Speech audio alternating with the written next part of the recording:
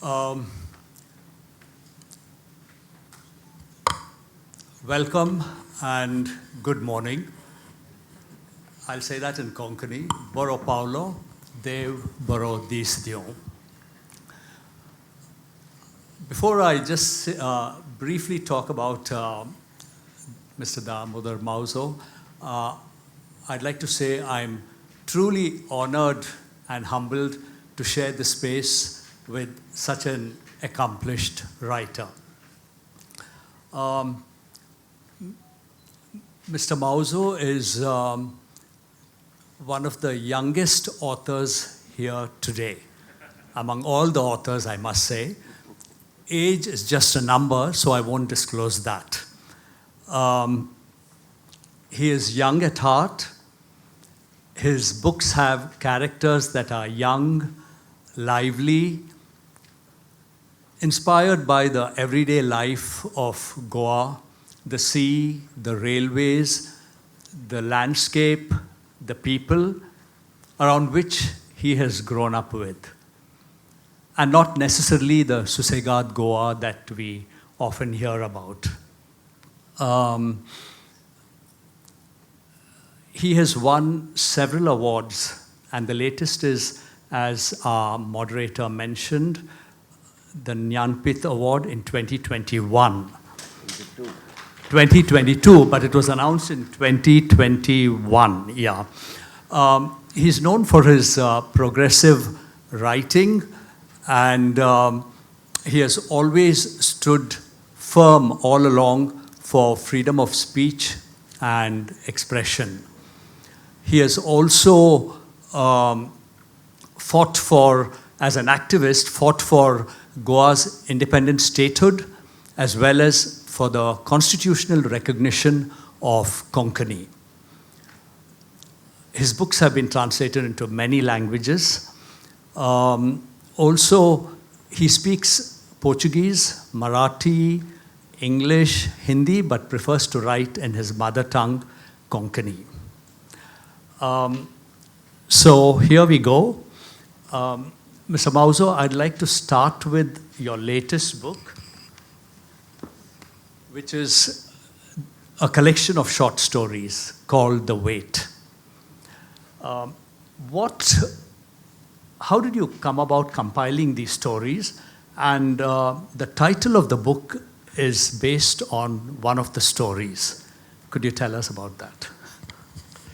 पहिली सुवातेक तुमकां सगळ्यांक म्हजो माये मोगाचो नमस्कार आनी हांगा म्हाका दिसता आखर दक्षिण ह्या महोत्सवांत देशी भाशांचो हो उत्सव जाल्ल्यान म्हाका चड खोशी तुमचे मदीं हांगा दोन उतरां कोंकणींतल्यान सुरवात करता and now I turn to you in the language which is neither mine nor yours but I am compelled to speak in this language.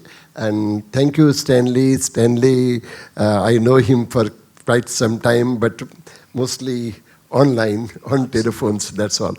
But then I'm very happy to be here with you, Stanley, and with you, my fellow writers, and also some of the readers. Yes, I've been writing for last nearly about 60 plus years.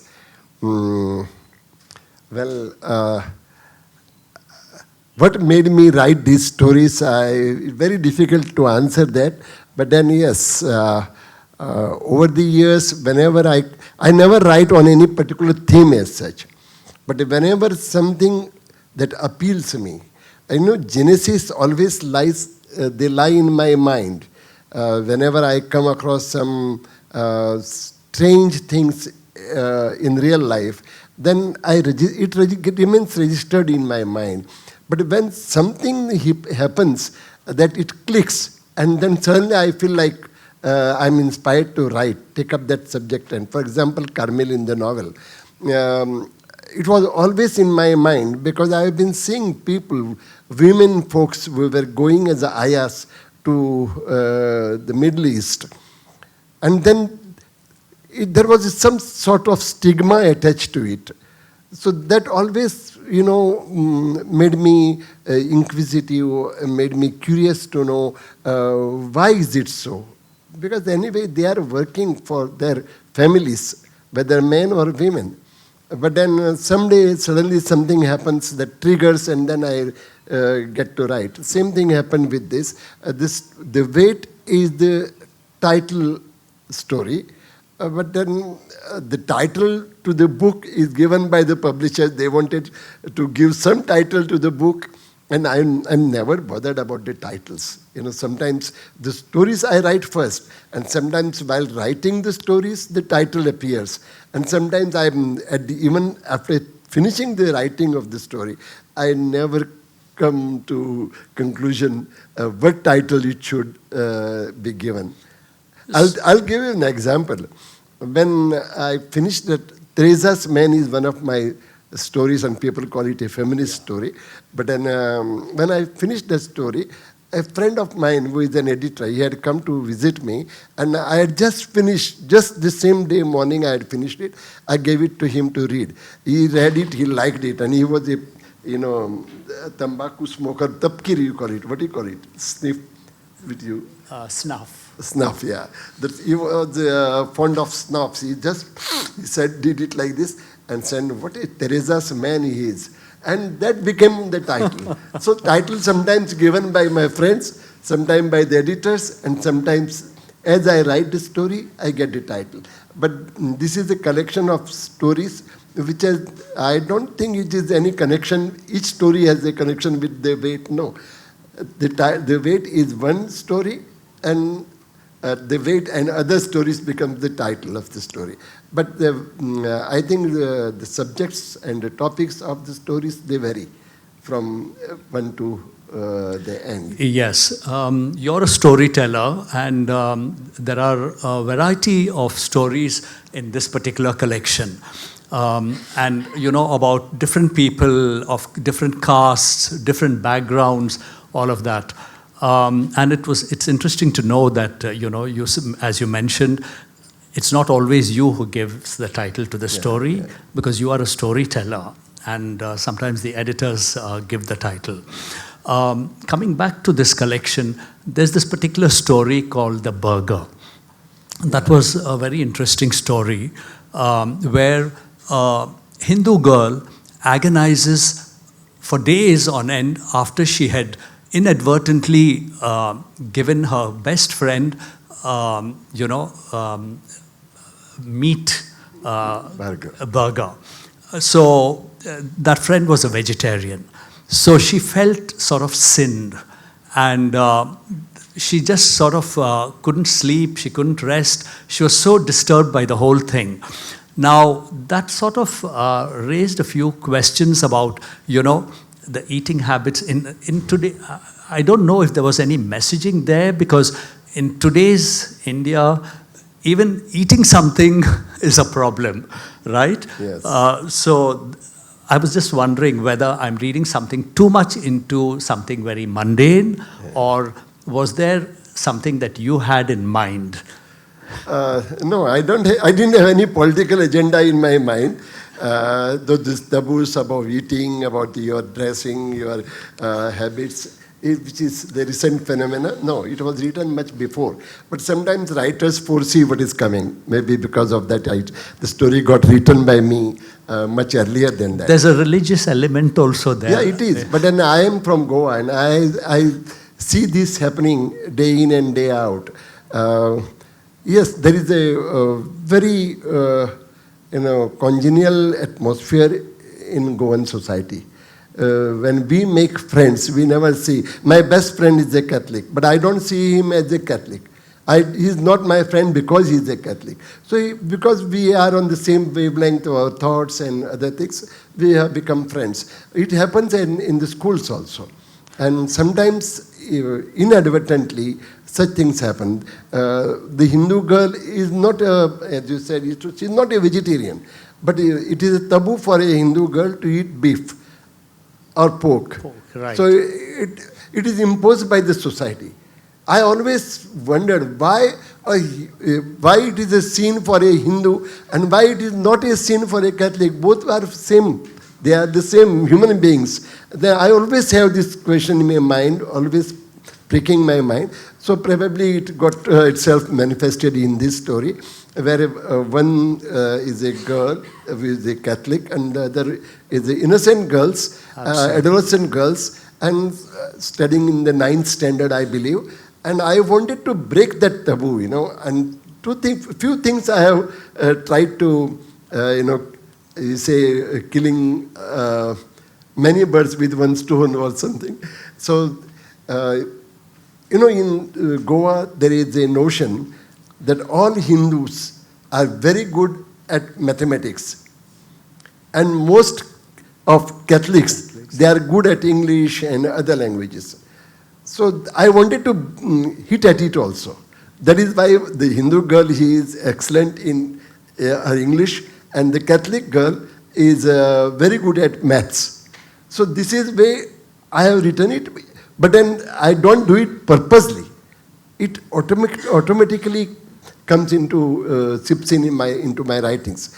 This is a fact that when we go out for outings or for picnics, and then usually we share our tiffins. Of course. And nobody bothers what is brought in your tiffin, what I have brought from home. So here it is, very innocently, the snacks are shared. And after reaching home, the Catholic girls comes to know the Hindu girls likes that beef burger. So she asks her, how is it made? Who made it? My mother made it. How is it made? Just please send me the recipe. I will also get it done at home. So this girl goes home and tells her mother, Mom, how do you make it? My friend, Sharmila, she liked it. So she says, Sharmila is a Hindu girl. You gave it her? Yes, it's a beef. So what? I eat, and she can also eat. He said, no, Hindus don't eat. It's a sin for them. Then this girl gets, and the innocent girls, they get disturbed very easily. And I have I have myself experienced these disturbances. I have become, I was perturbed whenever people remark like this. Right. Past remarks on the basis of caste or religions or making friendship with others. So I never liked that othering factor.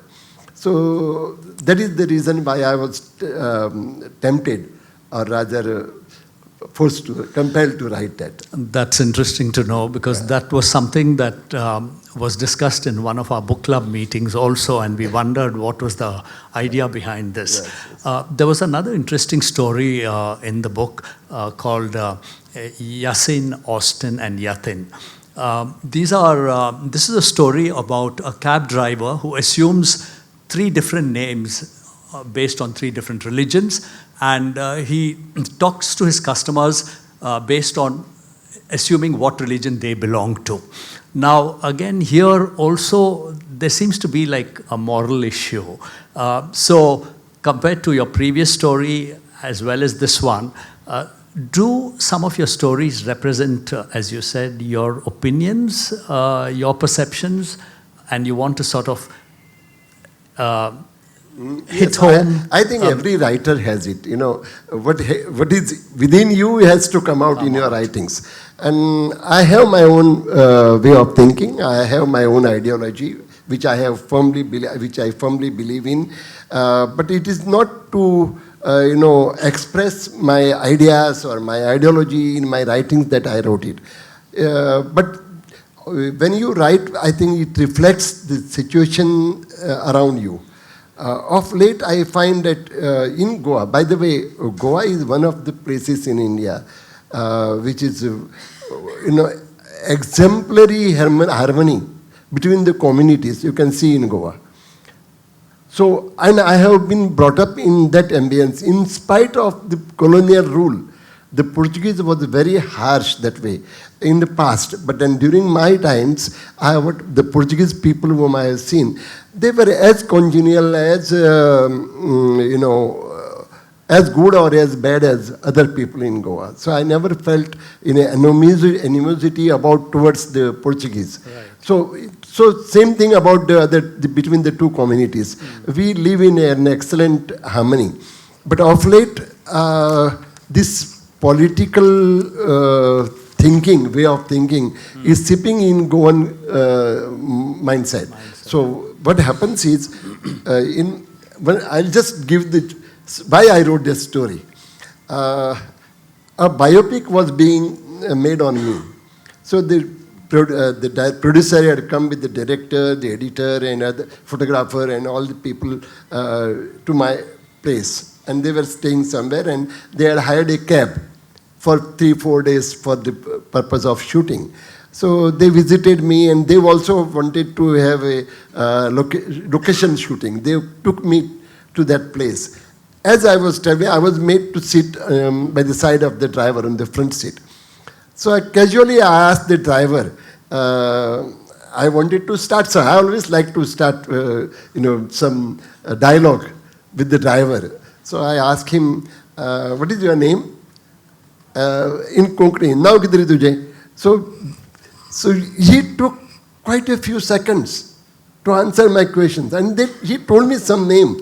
But I wondered, why should he take 10 seconds to tell his name? And that thought remained in my mind. I returned home, and then the director wanted me to sit at the table and shoot me while I was writing. So he gave me some papers and pen and said, start writing. I said, what to write? I can write when it is spontaneous, but for the purpose of shooting, to write I think any writer can understand what I mean to say. So I was wondering, why should I write? So I took the pen and I remembered the driver. So I immediately started writing, and after 2 paras, he said, stop. Then I realized I have the seeds for a short story. And then I wrote that story about the writer, about the driver, and drivers. Now the taxis is a common business because because of the tourism, rising tourism. So many people from outside, they come, and the drivers are always buying with one another to attract the customers. So there are some writers, some drivers who also follow this pattern. That's very interesting, and we get an idea of how Mr. Mauzo gets his ideas and how he writes his stories. I just want to briefly move on to one of Mr. Mauzo's earliest books, Carvalho, which also got him the Sahitya Academy Award. This is a very interesting, poignant book, which talks about, I won't give away too much, but generally speaking, it's about the Catholic women of Goa who went to work in the Middle East, basically to the Gulf countries, and how they could keep the home fires burning by sending money regularly, but they were also exploited. And this has been very well captured by our author in this book. Mr. Mauzo, this whole story seems to be so realistic that it makes you wonder whether you actually knew somebody and wrote her story, because that's how well it is written. Could you share your literary experience of writing this book? Well, I had written it. You won't believe it. The Sahitya Academy Award it got in 1983. Yeah. And it was written in 79, nearly 44 years back.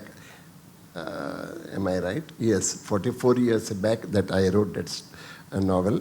And I'm basically a short fiction writer. So I think I preferred to write short fiction, maybe within me it was. Besides, I think because I am a shopkeeper, I had to give a lot of time to my shop, attending on shop, and also attending to other duties, professional duties like making purchases and going for licenses and preparing accounts. It was one-man show. It is a village shopkeeper, you can imagine. So, of course, my wife helped me at the shop. But then when I wrote this, before that, a woman, generally women folk went to Gulf countries for earning money. Yeah. Earlier, most of the men folks, they went from Goa, went to East Africa. And they settled there, and the people back home were relying heavily on money orders coming from there. But after Goa was liberated, 1961, so it was immediately followed by the East African countries getting liberated, like Tanzania, Tanganyika, it was earlier, then Uganda and Zanzibar and all other places where Goans were in many numbers. And so they had to come back. Many preferred to go to Canada, Australia, England, and other places, but many came back home. And then there was a crunch, financial crunch, economic difficulties, so people were facing. And this is exactly the time when the Gulf countries opened the doors, because they were getting a lot of petrodollars. The Arabs were rich, and they wanted, particularly the Aya folks, to take care of their homes. So there was a lot of demand for women folks going to Gulf countries. So this is Carmelin is the name of the woman, young woman. She is forced to go because of her husband was a drunkard. So that is also a story that was telling about the situation in Goa, how the drinking habits can destroy the family fabrics and all that.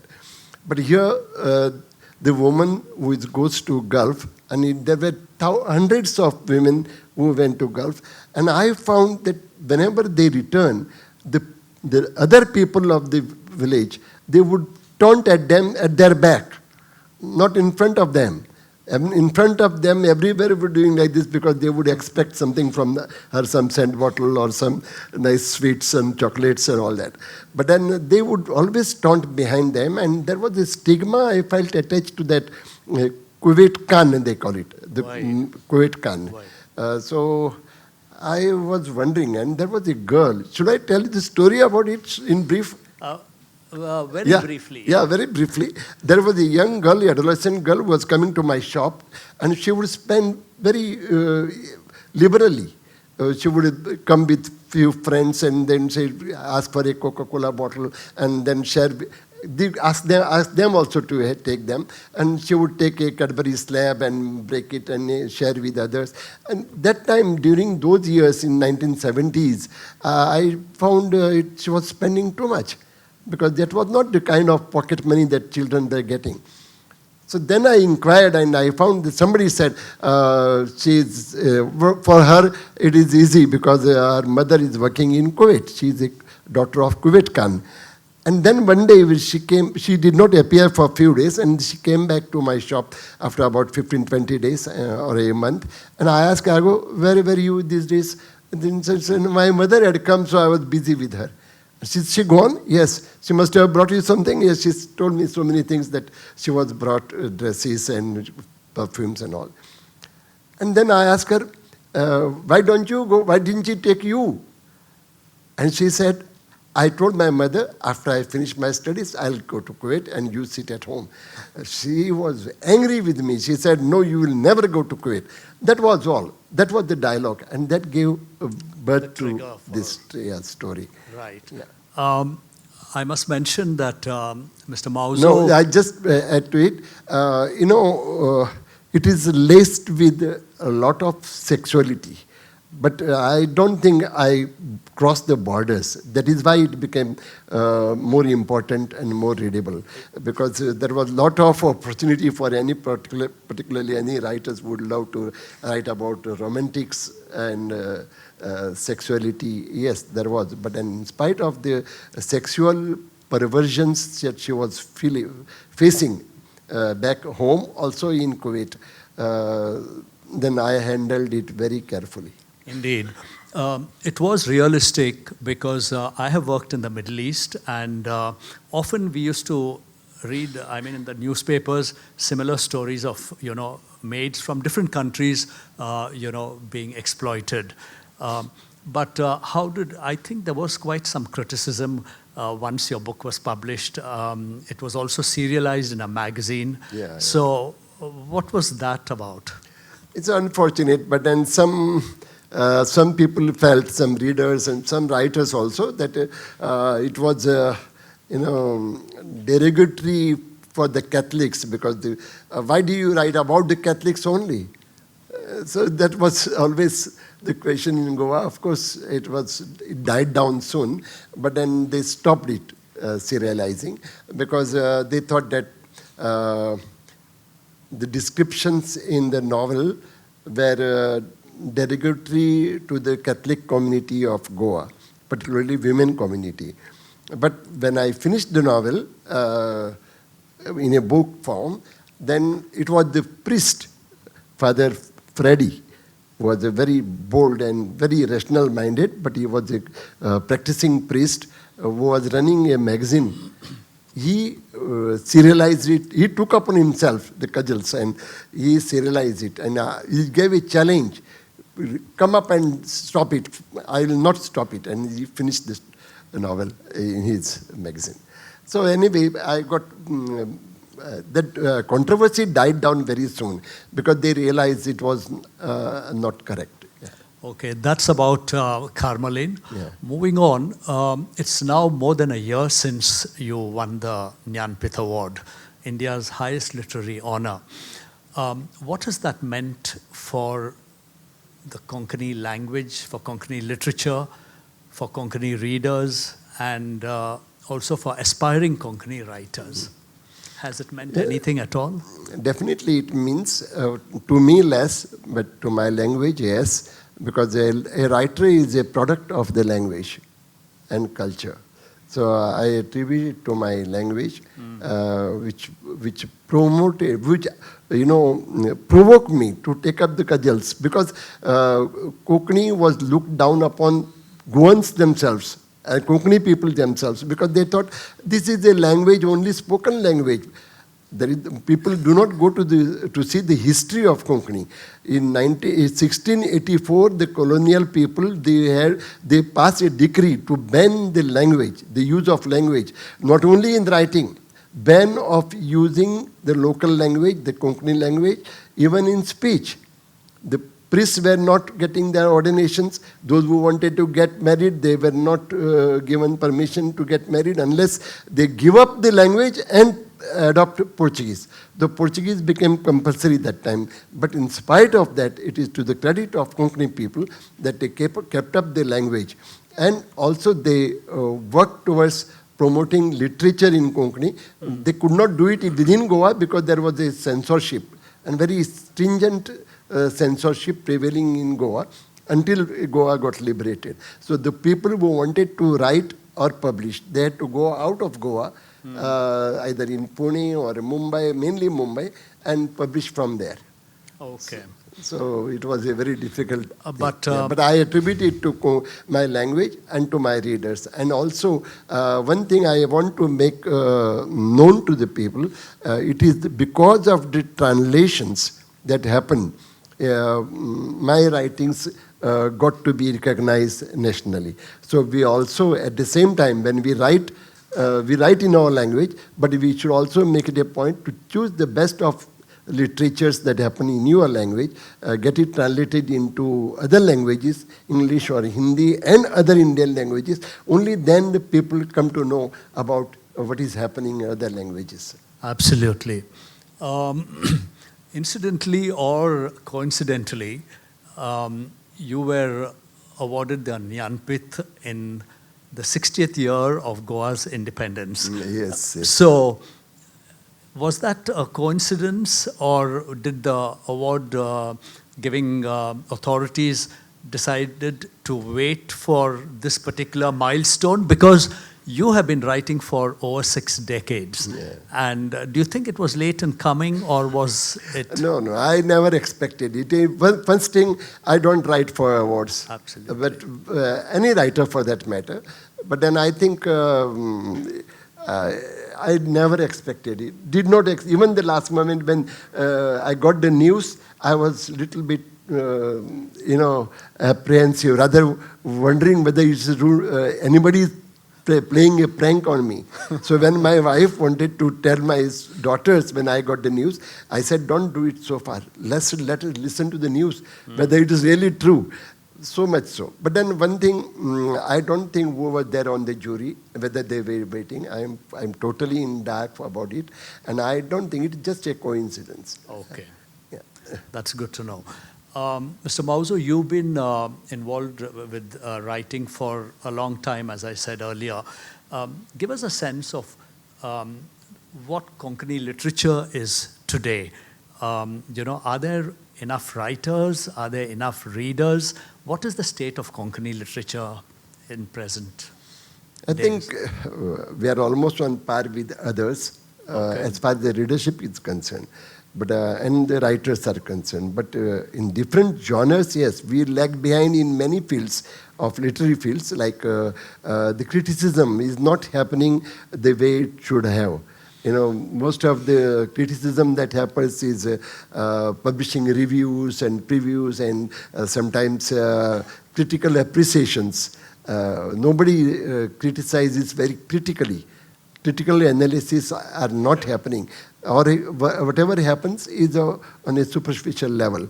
So I am little bothered about that, but otherwise writing happens and way I think. You see, one thing you should remember, when we compare with languages, no language is smaller than the other, but then number of speakers, they do matter.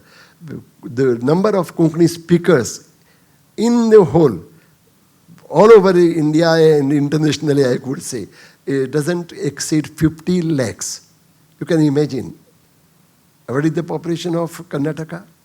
8 lakhs? 8 crores? Yes, yeah, more. And you can imagine, just 50 lakhs, and the population of Goa is hardly 15 lakhs, of which I would say hardly about 10 lakhs are Goans. But leave aside that, the number of speakers doesn't matter. You are talking about the quality and quantity. Quantity-wise, we are proportionate or more than proportionate to the Konkani-speaking population. Right. Per year, I think about 400 books are published all over. Oh. But then 400 for 50 lakhs is quite a number, if you compare proportionately to other languages.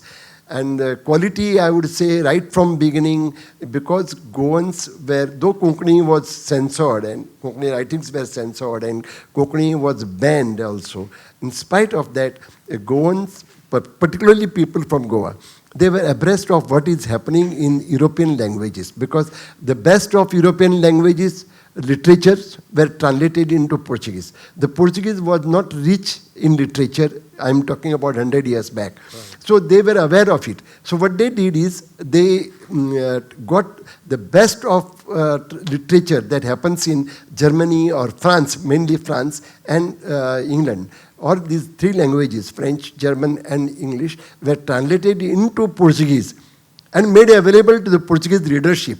So, for example, I always give this example. Stefan Zweig was very popular in Portugal. Before he was introduced to the rest of Europe, the Portuguese people knew about Stefan Zweig. Was my favorite short fiction writer. So he was translated, and the books were made available to Goan readers.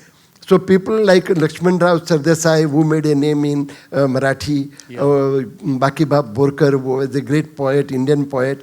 But he was quite very well abreast of what is happening in Portuguese literature.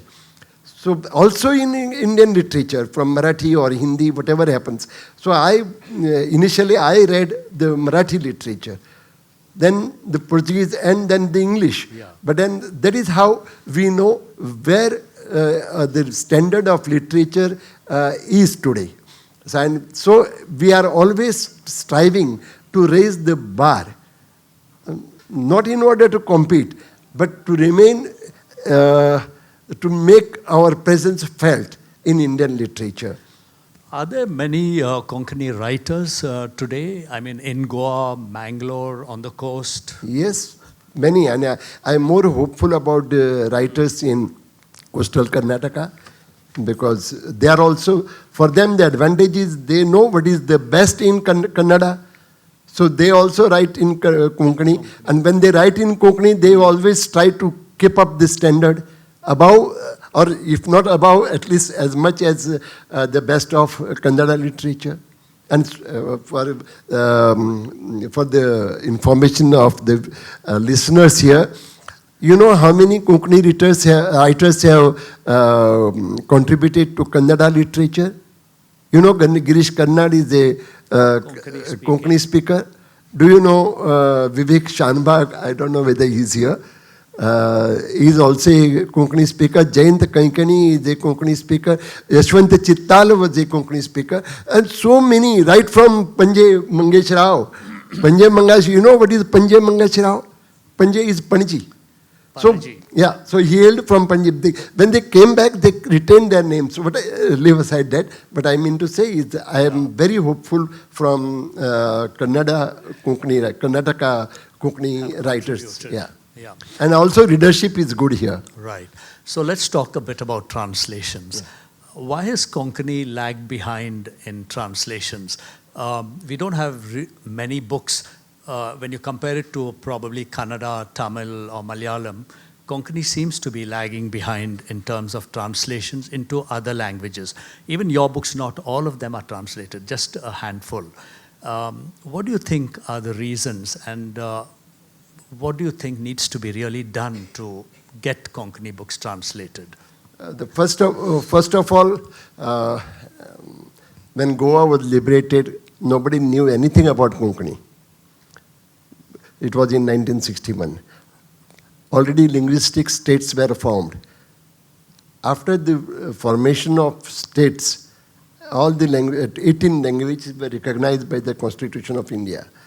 But then when the states were formed, Goa was out of the Indian Union because it was a colony, Portuguese colony. So when we got liberation, we were liberated. At that time, we did not belong to any particular state. We wanted our own statehood. And most of the parts of Konkani speakers were in Karnataka and were in Maharashtra. So most of the coastal, I would say, Konkani state, cultural Konkani state, was divided. So we had to struggle very hard. And as a language, until 1961, we were facing stringent censorships. But suddenly we found Konkani was liberated, and we were, we faced another aggression from the neighboring state, claiming that Konkani is a dialect of Marathi, therefore Goa should be a part of Maharashtra. And we had to fight on two borders and two fronts, the linguistic front and statehood front. So it was a very tiring exercise for us, and that is the reason why Konkani literature could not flourish that time during this period, until Konkani got recognition from first from Sahitya Akademi as a literary language, and then when Konkani got included in the 8th schedule of the Constitution. Right. Thereafter we started, you can see the span from hardly about 25 years or 30 years. So within 30 years, we could not catch up with the rest of the Indian literatures. So that is the reason we lagged behind. And unfortunately, Portuguese, which was compulsory then, now is being replaced by, unfortunately, by English, not Konkani. This is what very sad part of it. Are there enough translators to translate Konkani books? Yeah, if you are asking translators are plenty. But then what is more important is good translators. Translators who can understand every nuance of Konkani and who can have command over English. Very few are there. So people go to translators who are not competent. As a result, the books are not well hailed in literary circles outside Goa. And those, now I am very fortunate because I restrict my translators to a few. I do not allow others to translate because right. I don't have confidence in them. But my translator Xavier Kota is a friend also, has a good command over English, and he lacks command over Konkani because he was brought up in East Africa. But when he came up, he tried to make up with my help, but we struggled for it. But unless the translation is to my satisfaction, I don't allow it to go for publication. And also, I think Vidya Pai, hats off to her because she does not belong to Goa. Because the culture of Goa is slightly different from Konkani culture of Karnataka. Yet, she made an effort, and a very successful effort, to bring out many Konkani books into English. Right. And what is your involvement in translations when your books are being translated? Do you get involved as well? Or I try to do you get leave involved. it, No, I try to get involved because I know one thing. A good translation of a bad book cannot raise the standard of the book or literature. But a bad translation of a good book can ruin the original. So best thing is to keep a watch. But it is possible only when it comes to Marathi, Hindi and English.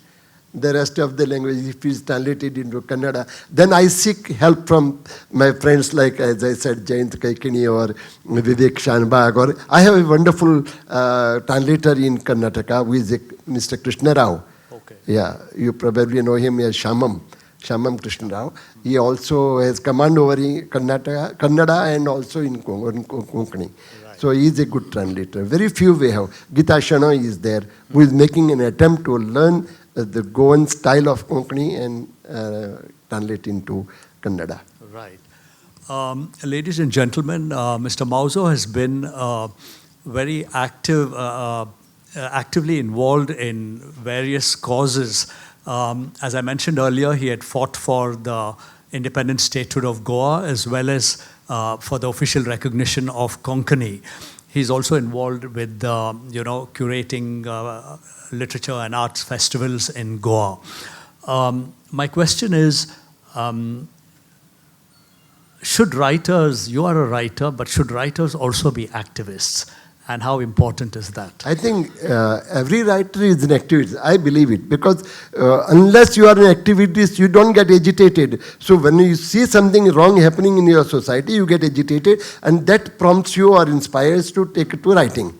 So whatever is the final product is something, your commentary on the present day situation in society, in the prevailing in the society. So unless you are an activist, you cannot be a writer who will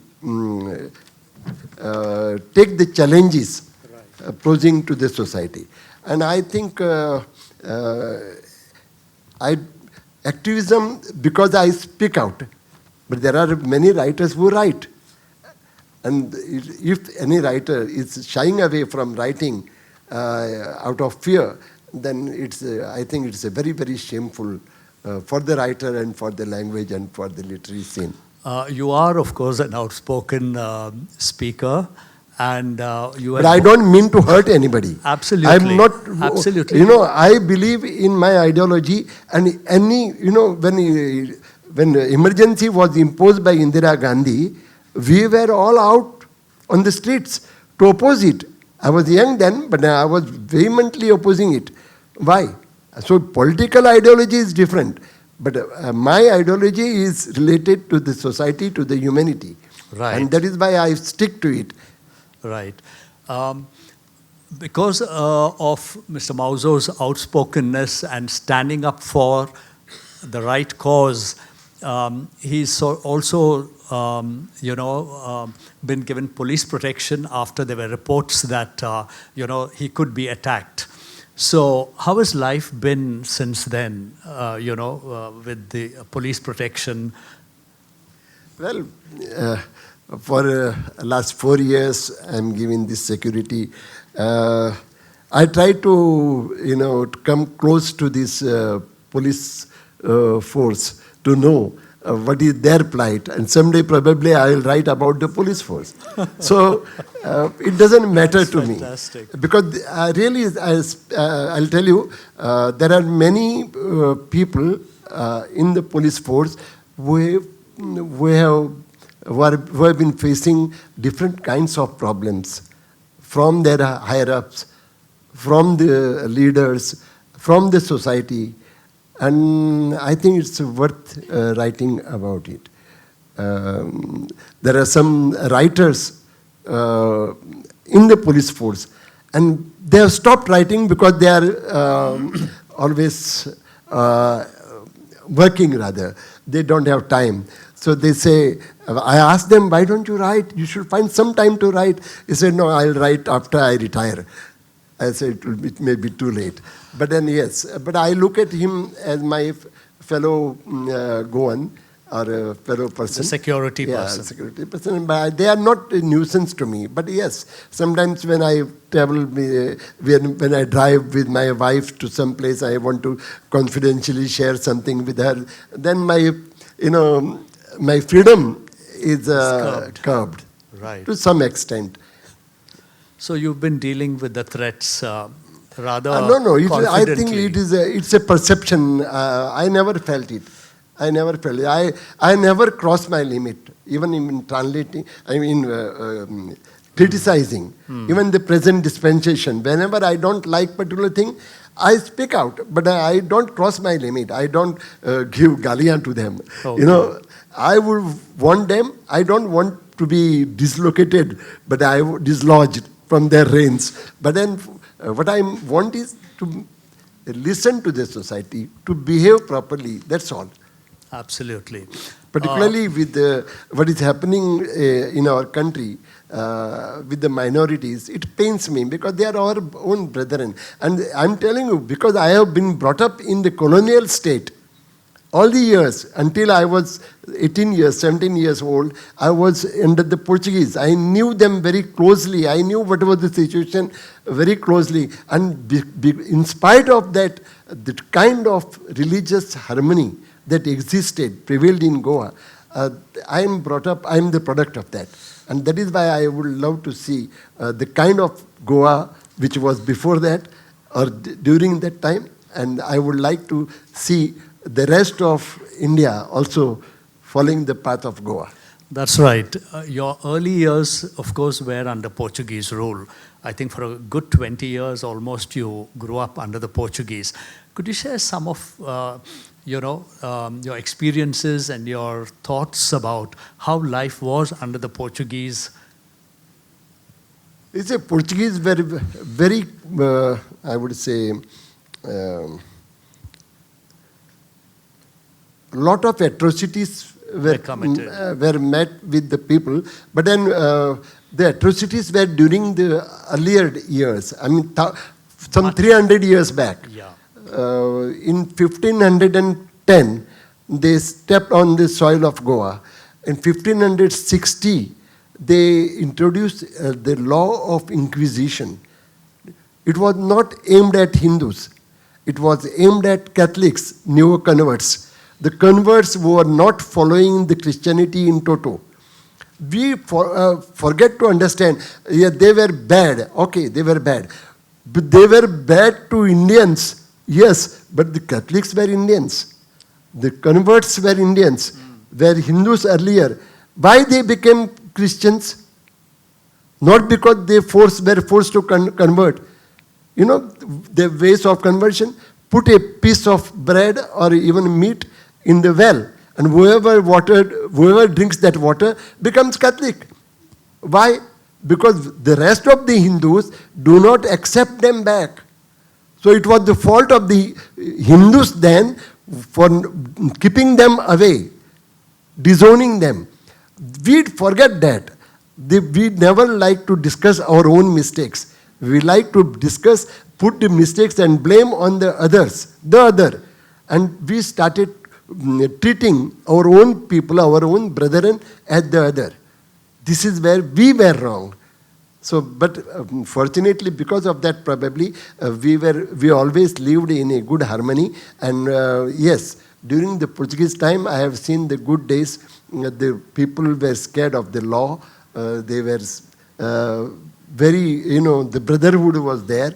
Everybody, whenever there was a procession, Catholic procession going in front of my house, we would have the divli, that is the Indian lamp. We would keep it outside. We would gather some flowers. My mother would go and put the flowers at the feet of the Mother God. And she was not known as Mother of God. Mother of God, actually in Konkani it was Mahamai. Mahamaya. So Mahamai, Konkani. So Mahamai became Mother of Mãe de Deus in Portuguese. And now translated into English. Unfortunately, because they could have gone back to Mamai. But no, they went to Mother Akbar, thinking that is more cultured, more civilized. Right. A wrong notion we have. Anyway, yes. Although Mr. Mauzo is a Hindu, he's a great chronicler of Catholic life in Goa. And as someone once said, he's an honorary Catholic. How do you react to that? No, I enjoyed it. I don't know, but I was being interviewed on Doordarshan, I think, and the anchor called me, oh, you are an honorary Catholic then. I think Lambert Mascarenhas was one of the greatest freedom fighter of Goa and also a great editor of the first New York Times and also himself a novelist. Right. After 90, he was given felicitation. He saw me and he said, the only Catholic in Goa. What he meant by that, nobody could, decipher because he was not in proper set of minds.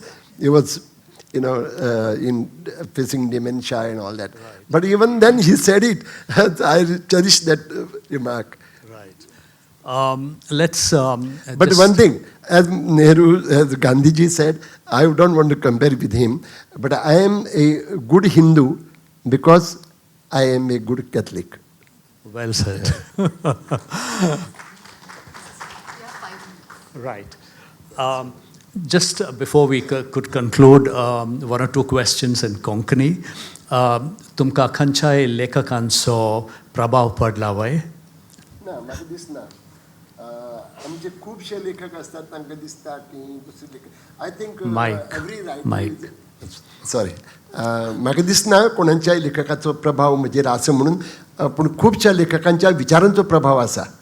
I started with Sane Guruji, one Marathi writer who was also an activist and he was a freedom fighter and he was of the same ideology which I keep today. Right. Then it was